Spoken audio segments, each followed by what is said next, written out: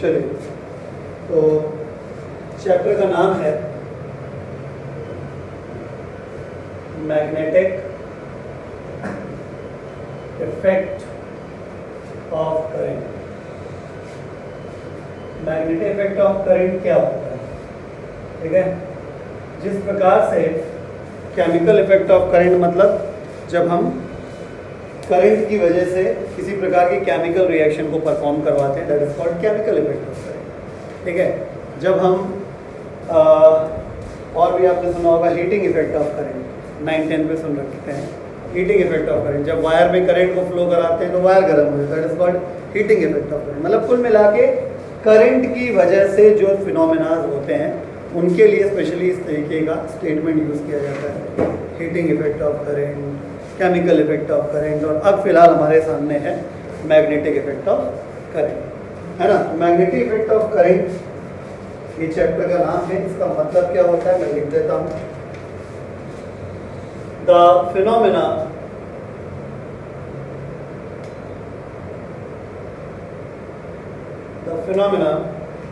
of production of magnetic field, the phenomena of production of magnetic field around a wire,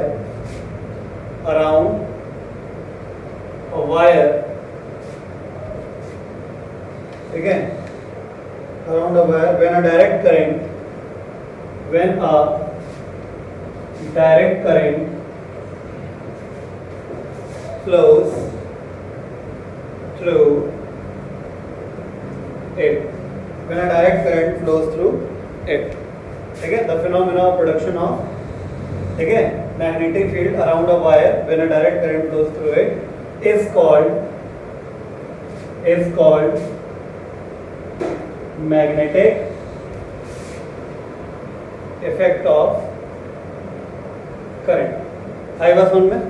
ठीक है, यानी जब हम किसी वायर में डायरेक्ट करंट को फ्लो कराएंगे, मैंने कल भी कहा था फिर से बता रहा हूँ, डायरेक्ट करंट को जब फ्लो कराएंगे तो किसी वायर में जब हम लोग करंट को फ्लो कराते हैं, करंट डायरेक्ट करंट होनी चाहिए, तो डायरेक्ट करंट को जब फ्लो कराते हैं, डायरेक्ट करंट को जब हम लोग फ्लो कराते हैं तो उसके आसपास मैग्नेटिक फील्ड बनने का जो फिनोमेना है, इस फिनोमेना को हम लोग मैग्नेटिक इफेक्ट ऑफ करंट कहते हैं।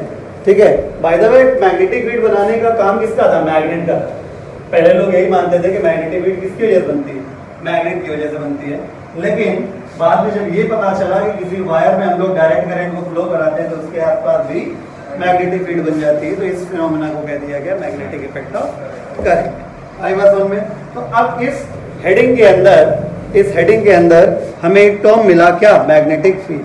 इस हेडिंग के अंदर हमको एक टर्म मिला, टर्म का नाम था magnetic field. Right, magnetic field क्या बोला है उसको भी देख लें आप। मैग्नेटिक फील्ड की वैसे डेफिनेशंस बहुत सारी होती हैं, मैग्नेटिक फील्ड की डेफिनेशंस बहुत सारी होती हैं। ठीक है, एक से एक क्लासिक डेफिनेशंस हो सकती हैं, लेकिन हमको फिलहाल ना ही उतना आता है और ना ही हम लोग उस पर बहुत ज़्यादा फोकस कर सकते हैं अभी। ठीक है, तो इस वजह से हम एक बहुत बेसिक डेफिनेशन की बात बताते हैं। मैग्नेटिक फील्ड एक ऐसी जगह होती है जहां पर अगर कोई मैग्नेट जाएगा तो उसके ऊपर डेफिनेटली क्या लगने लगेगा? फोर्स लगने लगेगा। उस जगह को हम लोग मैग्नेटिक फील्ड कहते हैं। तो मैग्नेटिक फील्ड क्या है? It is the space where if a magnet comes then it experiences a force। आई बात समझ में? तो मैग्नेटिक फील्ड क्या है? It is a space where if a magnet comes then it experiences a force. Magnetic field एक ऐसी जगह होती है जहां पर अगर कोई मैग्नेट आ गया तो उसके ऊपर क्या लगेगा? फोर्स लगेगा। इसको हम मैग्नेटिक फील्ड कहते हैं। तो मैग्नेटिक फील्ड कि इस डेफिनेशन की हेल्प से आपको मैं मैग्नेटिक इफेक्ट ऑफ करंट को एक्सपेरिमेंटली एक्सप्लेन कर सकता हूँ। ठीक है, ध्यान सुनिए, मैं पूरी बात फिर से बोलता हूँ। मैग्नेटिक इफेक्ट ऑफ करंट क्या है? किसी वायर में डायरेक्ट करंट को फ्लो कराने से उसके आसपास एक मैग्नेटिक फील्ड बन जाती है। ठीक है, तो इस फिनोमेना को हम मैग्नेटिक इफेक्ट ऑफ करंट कहते हैं। ठीक है, और उसके बाद मैंने बताया कि मैग्नेटिक फील्ड क्या होती है। मैग्नेटिक फील्ड वो जगह होती है जहां पर अगर मैग्नेट आ गया तो उस मैग्नेट के ऊपर क्या लगेगा, फोर्स लगेगा। इतनी बात क्लियर है। तो अब ये जो करंट फ्लो कराने की वजह से मैग्नेटिक फील्ड बन जाने वाली बात है, इसको सबसे पहले एक्सपेरिमेंटली किसने डेमोन्स्ट्रेट किया था, ओरस्टेड ने। ठीक है, तो हम लोग पढ़ेंगे ओरस्टेड्स experiment,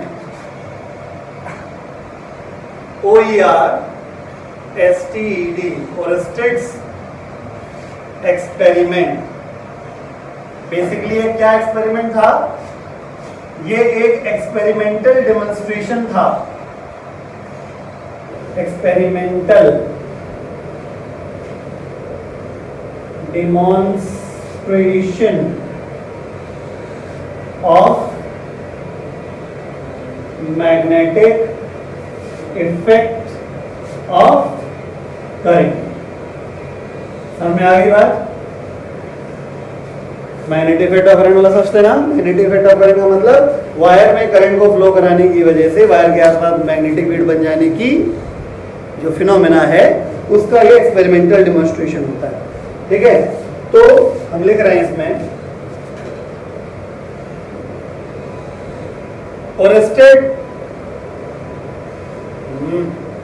Oersted was the first person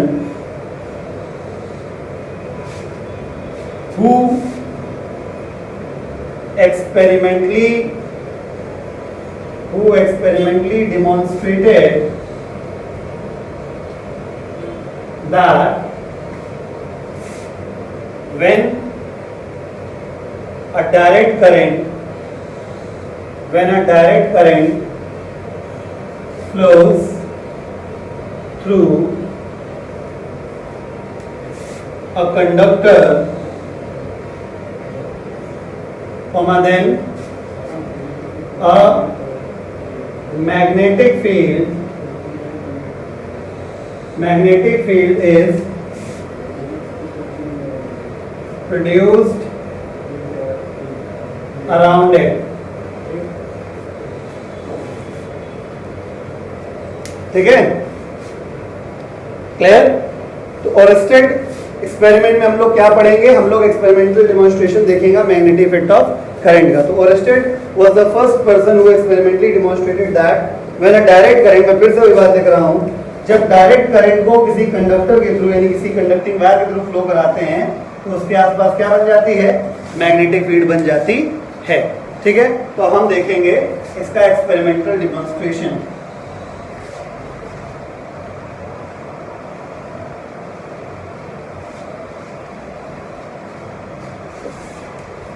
तो Oersted performed the experiment, Oersted performed the experiment 2 times, 2 बार किया, 2 times as follows। ठीक है, पहला सेट 1, दूसरा सेट 2। ध्यान से देखें, सेट 1 में क्या किया उन्होंने, उनके पास एक टेबल थी, हॉरिजॉन्टल टेबल के ऊपर उन्होंने एक कंपास रखा। कंपास एक पतला सा मैग्नेट होता है, ये हिस्सा नॉर्थ पोल, ये हिस्सा साउथ पोल, और कंपास बीच वाले पॉइंट के अराउंड घूम सकता है। उन्होंने बगल में एक वायर रखा, कंडक्टिंग वायर। इस वायर को बाहर उन्होंने एक सेल से जोड़ दिया।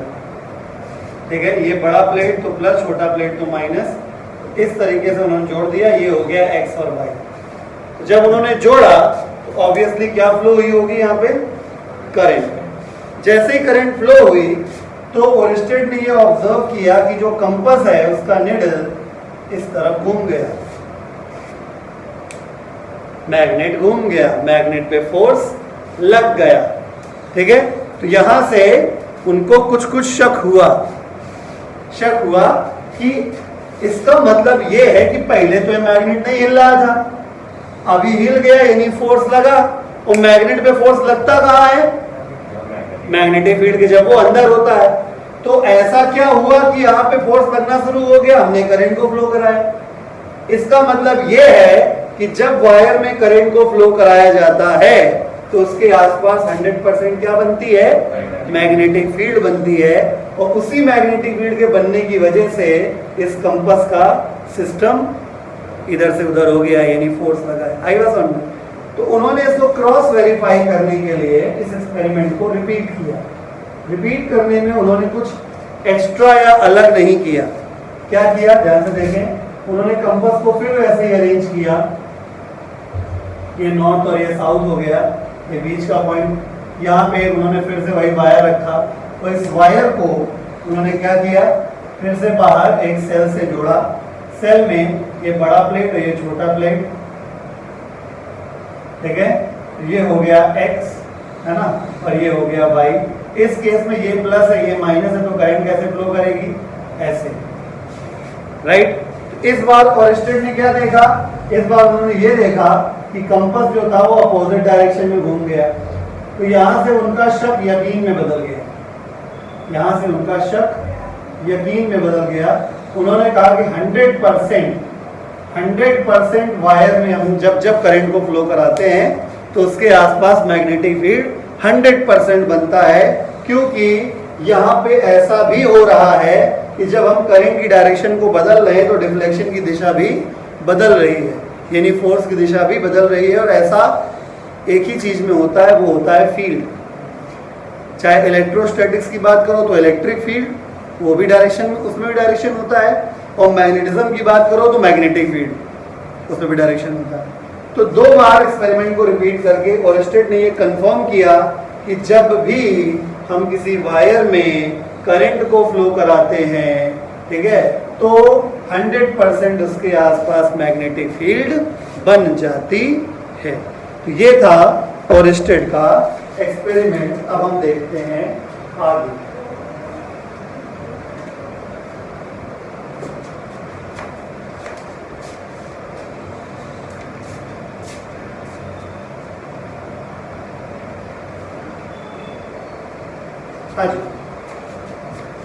तो अब कुछ लोग ये सोच सकते हैं कि सर हमको कैसे पता लगेगा कि डिफ्लेक्शन किस तरफ हो रहा है। बाय द वे सिलेबस में नहीं है, लेकिन थोड़ा सा इंटरेस्टिंग है, इसलिए मैं बताने में इंटरेस्ट रखता हूँ, ठीक है। कि कंपास, भाई आपने नोटिस किया, आपने, हो सकता है आपके दिमाग में आया भी हो कि सर जी ने इधर एक बार इधर बनाया हुआ है, ये कौन सा सिद्धांत है, इसका प्रिंसिपल क्या है, रूल क्या हो सकता है इसका। तो इसका सिंपल है, एक प्रिंसिपल एम्पियर स्विमिंग रूल, सिर्फ बता रहा हूँ, पूछा नहीं जाएगा बोर्ड एग्जाम में। एम्पियर स्विमिंग रूल, ठीक है। आपको ये इमेजिन करना है कि करंट की डायरेक्शन में आप लोग पेट के बल तैर रहे हो, पेट के बल, तो आपका बायां हाथ जिस तरफ आएगा उस तरफ कंपास का नॉर्थ तरक जाएगा। समझे बात को? मतलब ये जैसे मैं इजी इसमें रहेगा बताने में, मैं इसको बता देता हूँ। करंट की डायरेक्शन ये है, तो मान लो मैं पेट के बल ऐसे ऐसे तैर रहा हूं, मेरा बायां हाथ ये है, तो नॉर्थ पोल इधर घूम गया, ठीक है। अब ये समझाने के लिए मुझे खोपड़ी पर खड़ा होना पड़ेगा, ठीक है। तो आप ये इमेजिन करिए कि आप पेट के बल ऐसे तैर रहे हैं, तो आपका बायां हाथ इस तरफ आया तो कंपास इधर चला गया, ठीक है। तो बस मैं लिख कर दे रहा हूं इसको, ठीक है। तो यहां नीचे लिख देते हैं,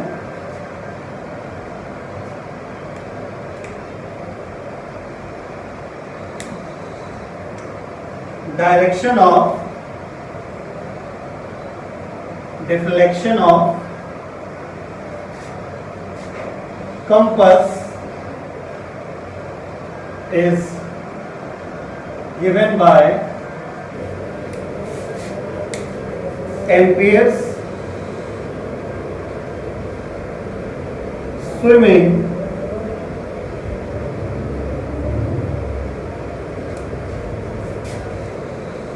की स्पेलिंग सही है ना? एम्पियर्स स्विमिंग, ठीक है। स्विमिंग रूल याद रहेगा, नहीं याद रहेगा तो वीडियो में सब रिकॉर्ड हो रहा है, ठीक है। कभी ना कभी ये सामने आपके आ ही जाएगा, तो बार बार देखिएगा तो आपको याद हो जाएगा। तो खैर टेक्नोलॉजिकली हम लोग काफ़ी एडवांस हो गए हैं। खैर, तो अब ऐसा क्यों होता है, सवाल एक और है। ठीक है, मैं एक बार फिर से शुरुआत से सारी बात बोलता हूँ, फिर मैं आपको इस टॉपिक पे लेके आता हूँ। मैंने आपको बताया magnetic effect of current. Magnetic effect of current क्या है? जब किसी वायर में डायरेक्ट करंट को फ्लो कराया जाता है तो उसके आसपास एक मैग्नेटिक फील्ड बनने लगती है। इस फिनोमेना को हम लोग मैग्नेटिक इफेक्ट ऑफ करंट कहते हैं। मैग्नेटिक फील्ड क्या है? मैग्नेटिक फील्ड वो जगह है जहां पर अगर किसी मैग्नेट को लाया जाएगा तो उस मैग्नेट पे क्या लगने लगता है? फोर्स लगने लगता है। तो ऐसी जगह को हम लोग मैग्नेटिक फील्ड कहते हैं। ठीक है, तो मैग्नेटिक इफेक्ट ऑफ करंट को एक्सपेरिमेंटली डिमॉन्स्ट्रेट करने के लिए ओरेस्टेड सबसे पहले इस दुनिया में सामने आए थे। ओरेस्टेड ने सबसे पहले एक्सपेरिमेंटली ये डिमॉन्स्ट्रेट किया था कि जब कभी किसी वायर में हम लोग करंट को फ्लो कराते हैं तो उसके आसपास क्या बनने लगती है? मैग्नेटिक फील्ड बनने लगती है, जो कि हमने एक्सप्लेन किया। ठीक है, और इस एक्सपेरिमेंट के अंदर कंपास जो होता है, ठीक है, वो किधर घूमेगा उसके डिफ्लेक्शन की डायरेक्शन देने के लिए कौन आए थे सामने? Ampere swimming rule. आई बस में तो एम्पियर के स्विमिंग रूल से बता सकते हैं। सवाल आपके दिमाग में आना चाहिए बॉस, क्या ऐसा क्या होता है कि वायर में हम जब करंट को फ्लो कराते हैं तो मैग्नेटिक फील्ड बनने लगती है? Interesting question. ठीक है, पता होना चाहिए आपको ये बात। आपको ये तो पता है क्लास 10th से कि जब वायर में करंट को फ्लो करते हैं तो मैग्नेटिक फील्ड बनती है। ये आपके लिए कोई नई बात नहीं है, पढ़ा रहा हूँ एक अलग बात। लेकिन ये चीज ना 10th में अभी तक आपको बताई गई, ना अभी तक आपको पता है कि ऐसा क्या हो जाता है कि वायर में जब करंट फ्लो करते हैं तो मैग्नेटिक फील्ड बनने लगती है। तो कारण मैं बता रहा हूं, ये आप समझ जाइएगा। ठीक है, इसको रब करते हैं और इस क्वेश्चन का आंसर देने से पहले मैं आपको एक बहुत महत्वपूर्ण बात बताता हूं चार्ज के बारे में। एक्सपेरिमेंटली ऐसा देखा गया है, ठीक है, फंडा बताते हैं। फंडा कॉलम है, जब आप नोट्स बनाइएगा तो इसको ऐसे बना लीजिएगा। ठीक है, तो some important points about charge. पहली बात कि जब चार्ज केवल रेस्ट कंडीशन में होता है, जब चार्ज केवल रेस्ट कंडीशन में होता है तो अपने आसपास वो सिर्फ इलेक्ट्रिक फील्ड पैदा करता है। ठीक है, तो if electric charge is at rest, then it produces electric field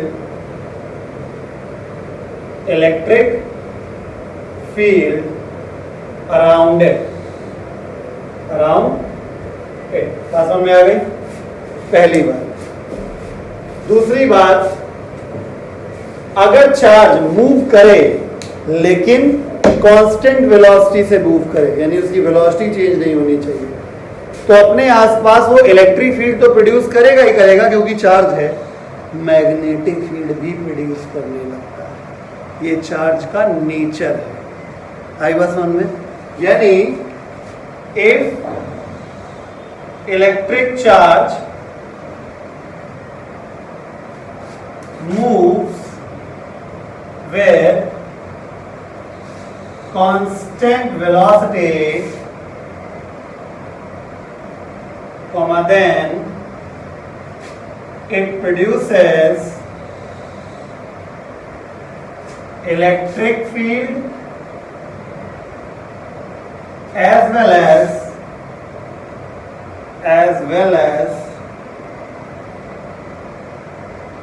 magnetic field around it, as well as magnetic field around it। बात समझ में आ गई? यानी कि जब चार्ज मूव करता है, मूव विद कांस्टेंट वेलोसिटी, तो इलेक्ट्रिक फील्ड भी बनती है और मैग्नेटिक फील्ड भी बनती है। अब आपको समझ में आ गया होगा कि वायर में करंट फ्लो करती है तो मैग्नेटिक फील्ड काहे बनती है, क्योंकि वायर में करंट फ्लो होने का मतलब है वायर के अंदर इलेक्ट्रॉन्स का चलना। वो इलेक्ट्रॉन क्या होता है? Charge, right. वायर में करंट फ्लो होने का मतलब क्या है? इलेक्ट्रॉन्स का चलना। वो इलेक्ट्रॉन क्या है? चार्ज, यानी चार्ज चल रहा है वायर के अंदर। और जब भी चार्ज चलता है तो क्या प्रोड्यूस करता है? इलेक्ट्रिक फील्ड के साथ साथ मैग्नेटिक फील्ड भी प्रोड्यूस करता है। इसी वजह से जब हम वायर में करंट को फ्लो कराते हैं तो उसके आसपास क्या बन जाती है? मैग्नेटिक फील्ड बन जाती है। खैर एक बात और भी यहाँ पे है जो मुझे बतानी है, वो है point number 3। If electric charge moves with variable velocity, यानी वेलोसिटी अगर चेंज हो रही हो, variable velocity, then it produces electric field, magnetic field, and releases energy छोड़ता है in the form of electromagnetic, अच्छा इलेक्ट्रोमैग्नेटिक वेव पढ़ा चुके हैं, समझ गए, सभी जवाब दिया। ये जो आप, अगर आपके दिमाग में ये आए कि ये सब कैसे हो रहा है, इसको कैसे एक्सप्लेन किया जाएगा, तो इसके आंसर्स आपको मिलेंगे चैप्टर इलेक्ट्रोमैग्नेटिक वेव में, ठीक है। फिलहाल यहाँ के लिए आपको सिर्फ ये याद रखना है कि अगर चार्ज है तो इलेक्ट्रिक फील्ड है। आप तीनों को पढ़िए, आपको समझ में आएगा। चार्ज है तो इलेक्ट्रिक फील्ड है, तो चार्ज अगर मोशन में है तो मैग्नेटिक फील्ड है, ठीक है।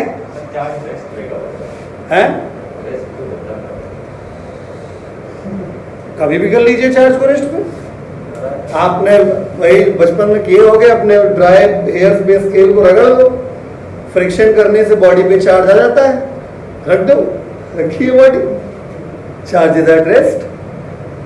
आई बस में ये है, ठीक। अब हम लोग पढ़ेंगे मैग्नेटिक फील्ड इंटेंसिटी या मैग्नेटिक फ्लक्स डेंसिटी या मैग्नेटिक फील्ड स्ट्रेंथ, ठीक है। हेडिंग डाल देता हूं मैं। अगला टॉपिक है मैग्नेटिक फील्ड इंटेंसिटी या मैग्नेटिक फ्लक्स डेंसिटी या मैग्नेटिक फील्ड स्ट्रेंथ, ठीक है। तो ये हो गया। जिस प्रकार से इलेक्ट्रिक फील्ड में किसी पर्टिकुलर पॉइंट पर इलेक्ट्रिक फील्ड इंटेंसिटी निकाली जाती है, वैसे ही मैग्नेटिक फील्ड के अंदर किसी पर्टिकुलर पॉइंट पर मैग्नेटिक फील्ड इंटेंसिटी निकाली जाती है, ठीक है। फील्ड इंटेंसिटी का काम हमेशा वही रहता है, चाहे वो किसी भी फील्ड की इंटेंसिटी के बारे में क्यों ना कहा जाए। चाहे वो ग्रेविटेशनल फील्ड इंटेंसिटी हो, उसका भी पर्पस वही है। चाहे वो इलेक्ट्रिक फील्ड इंटेंसिटी हो, उसका भी पर्पस वही है। चाहे वो मैग्नेटिक फील्ड इंटेंसिटी हो, उसका भी पर्पस वही है। क्या पर्पस होता है?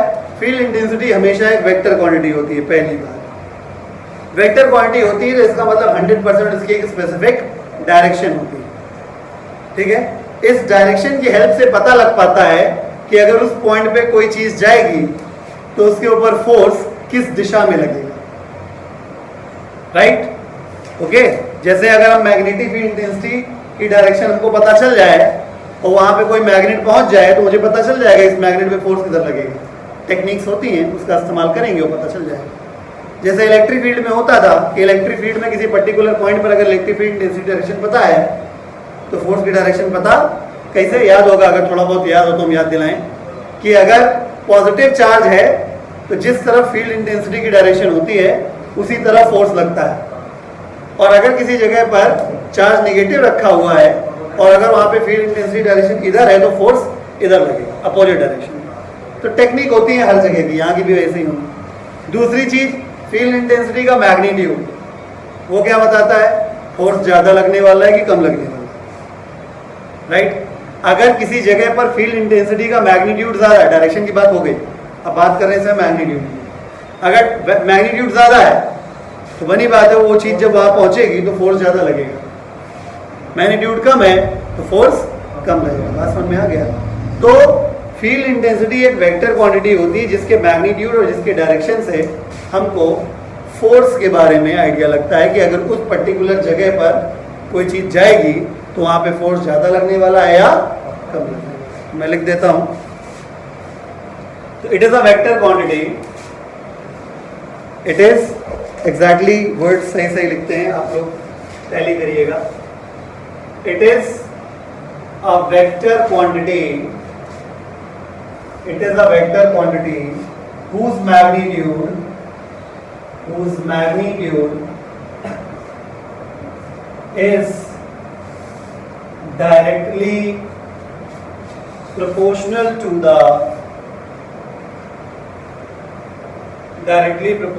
to the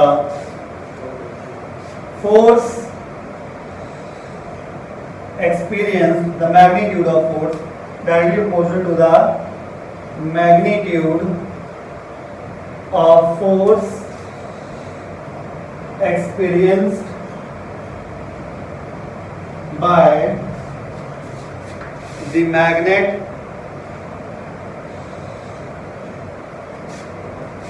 ठीक है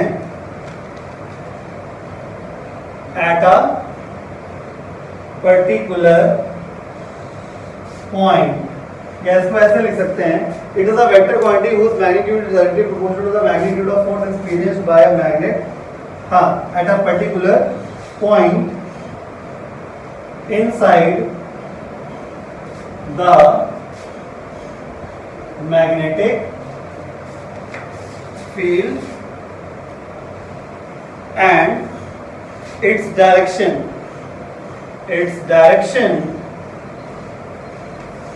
gives the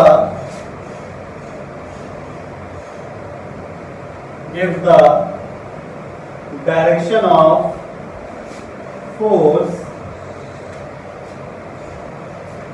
of force experienced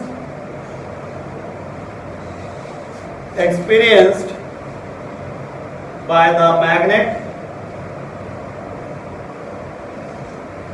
at that point। मैं बहुत स्पेसिफिकली बता देता हूं। पहली बात, ये एक वेक्टर क्वांटिटी है whose magnitude is directly proportional to the magnitude of force, यानी जितना ज्यादा फील्ड इंटेंसिटी का मैग्नीट्यूड होगा उतना ही ज्यादा फोर्स लगेगा, ठीक है। एट अ पर्टिकुलर पॉइंट, जिस प्रकार से फील्ड के अंदर किसी पर्टिकुलर पॉइंट पर फील्ड की इंटेंसिटी निकाली जाती है हमेशा, चाहे वो इलेक्ट्रिक फील्ड हो, चाहे मैग्नेटिक फील्ड हो, चाहे ग्रेविटेशन फील्ड हो। मतलब जैसे अगर मान लो ये फील्ड है तो इस जगह पर फील्ड इंटेंसिटी क्या है, हम इसकी बात करते हैं। पूरी फील्ड की फील्ड इंटेंसिटी नहीं होती है बस में, फील्ड के अंदर किसी पर्टिकुलर पॉइंट की फील्ड इंटेंसिटी होती है। आई बस में कि उस पर्टिकुलर पॉइंट पे उसका मैग्नीट्यूड क्या है, उसका डायरेक्शन क्या है। आई बस में, ठीक है। तो at a particular point inside the magnetic field, ठीक है। दूसरी बात यहाँ पे ये भी इनसाइड द मैग्नेटिक फील्ड, एक बात और यहाँ पे क्लियर है, हर चीज को समझ लीजिए बहुत अच्छे से। इनसाइड द मैग्नेटिक फील्ड मतलब ये कि जब भी फील्ड इंटेंसिटी निकालिएगा फील्ड के अंदर ही निकालिएगा, क्योंकि बाहर तो फील्ड जीरो होती है। आई बात समझ में, तो बाहर निकालने की कोई जरूरत नहीं। क्लियर। तो मतलब कोई भी फील्ड इंटेंसिटी हो वो हमेशा फील्ड के अंदर निकाली जाती है, नंबर 1। नंबर 2 किसी पर्टिकुलर पॉइंट पर निकाली जाती है। नंबर 3 ये वेक्टर क्वांटिटी होती है। नंबर 4 जितनी ज्यादा होगी मैग्नीट्यूड में फोर्स उतना ज्यादा होगा वहां पे। नंबर 5 जिस डायरेक्शन में अगर उसकी डायरेक्शन पता लग गई तो उसकी डायरेक्शन की हेल्प से हम लोग फोर्स की डायरेक्शन भी देख सकते हैं। आई बात समझ में। ये हम क्लियर करते हैं यहाँ पे कि हमने आपको सिर्फ फिजिकल सिग्निफिकेंस पढ़ाया है, ठीक है, नॉट डेफिनेशन, ये सिर्फ फिजिकल सिग्निफिकेंस है, नॉट डेफिनेशन। यानी हमने आपको मैग्नेटिक फील्ड इंटेंसिटी का डेफिनेशन नहीं बताया है, हमने आपको सिर्फ ये बताया है कि मैग्नेटिक फील्ड इंटेंसिटी का मतलब क्या होता है, तुम क्या समझोगे। ठीक है, डेफिनेशन जब निकलेगी तब मैं आपको लिखवा दूंगा, अभी यहाँ डेफिनेशन नहीं लिखी गई। बात समझ में आ गई? ठीक है, तो चलिए अब ये जान लेते हैं इसका सिंबल क्या होता है ना। तो कुछ पॉइंट पकड़िए फटाफट। तो magnetic field intensity is a vector quantity, जो कि आप लिख चुके हैं। Magnetic field intensity is a vector quantity. ठीक है, इस वजह से magnetic field intensity is represented by B के ऊपर वेक्टर का साइन लगेगा, क्योंकि ये वेक्टर क्वांटिटी है। जैसे इलेक्ट्रिक फील्ड इंटेंसिटी में ई के ऊपर वेक्टर का साइन लगता है, कैपिटल ई के ऊपर। ठीक है, अगला पॉइंट क्या है, इसका एसआई यूनिट तस्ला होता है, तस्ला नहीं टेस्ला। ठीक है, तो SI unit of magnetic field intensity is Tesla. ठीक है, ब्रैकेट में कैपिटल टी। ठीक है, सीजीएस यूनिट जो होता है इसका वो घास होता है। CGS unit of magnetic field intensity is Gauss, GAUSS, ऐसे लिखिए, नहीं तो कैपिटल जी लिखिए। दोनों में एक संबंध होता है, दोनों में एक रिलेशन होता है। ठीक है, एक तस्ला में 10 to the power 4 gauss, 1 tesla is equal to 10 to the power 4 gauss. आगे बात समझ में?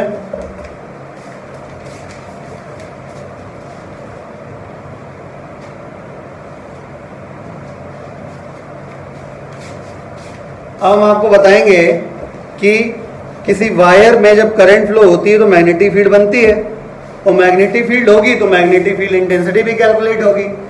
तो मैग्नेटिक फील्ड इंटेंसिटी को कैलकुलेट करने के कितने तरीके होते हैं? तो मेथड्स ऑफ फाइंडिंग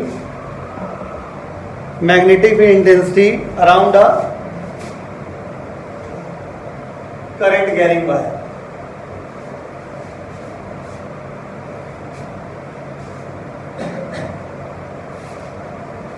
हाँ जी, तो हेडिंग है methods of finding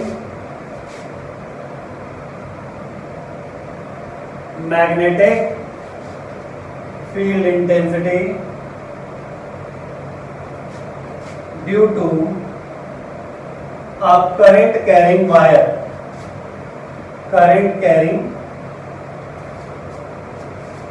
current carrying wire at a point, at a particular point, at a particular point.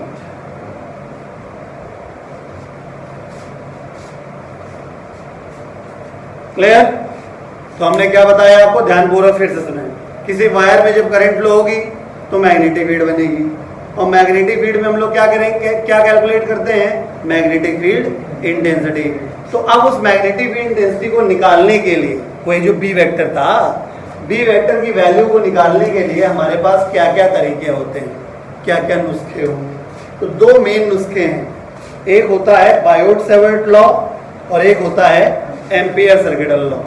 ठीक है, बायोट-सेवर्ट लॉ बिल्कुल वैसे ही होता है जैसे इलेक्ट्रिक फील्ड इंटेंसिटी निकालने के लिए कूलॉम्स लॉ का इस्तेमाल होता है। ठीक है, और एम्पियर सर्किटल लॉ बिल्कुल ऐसे ही होता है जैसे मैग्नेटिक, जैसे इलेक्ट्रोस्टैटिक्स में हम लोग गॉस थ्योरम का इस्तेमाल करते हैं। ठीक है, तो बाय द वे नहीं आता है अगर पीछे का तो कोई दिक्कत वाली बात नहीं, मैं बस रिकॉल बार बार कराता रहूँगा आपको। अगर आपको पीछे का नहीं भी आता है तो उससे बहुत ज़्यादा कोई फर्क नहीं पड़ता है। हाँ, लेकिन हमारे बार बार बताने से ये जरूर हो जाएगा कि आपको कुछ कुछ तो रिकॉल होगा, है ना। तो there are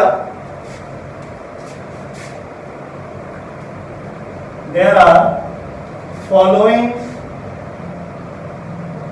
to methods to estimate magnetic field intensity at a point due to a current carrying